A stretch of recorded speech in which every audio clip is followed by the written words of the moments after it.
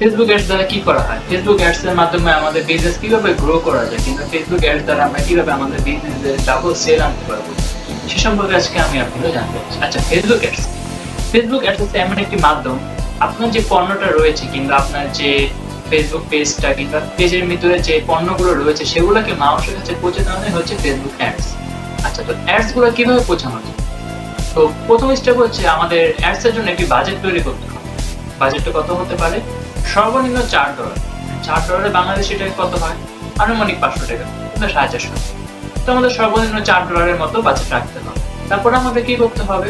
আমাদের অবশ্যই একজন সফল অ্যাডস ক্যাম্পেইনার যিনি ফ্রিল্যান্সিং করতেছে কিংবা ডিজিটাল মার্কেটিং নিয়ে কাজ করতেছে অথবা অ্যাডস নিয়ে কাজ করতেছে, তাদেরকে আমরা কথা বলবো, তাদের সাথে কন্ট্যাক্ট করবো। হ্যাঁ, আমরা নিজেরাও অ্যাডস রান করতে পারবো, বাট আমরা করা আর প্রফেশনাল একজন করা সেটা দুটো আলাদা ভিন্ন বিষয়। তখন আমরা কি করতে পারি?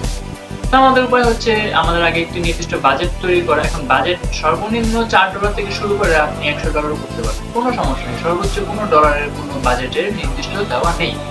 তো সেক্ষেত্রে আপনাকে অবশ্যই একজন সফল ফ্রিল্যান্সার কিংবা একজন সফল ডিজিটাল মার্কেটারের কাছে যেতে হবে যে ভাই, আমার ফেসবুকটা বুস্ট করতে চাচ্ছি কিংবা অ্যাডস রান করতে চাচ্ছি কিংবা অ্যাডস দিতে যাচ্ছি আমার পণ্যটার উপর, এখন আমি কি করতে পারি?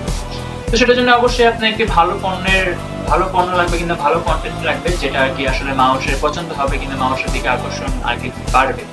তো সেটার জন্য অবশ্যই আপনাকে সুন্দর একটি পণ্য তৈরি করতে হবে, নির্বাচন করতে হবে, তারপর আপনার সেটাতে কাজ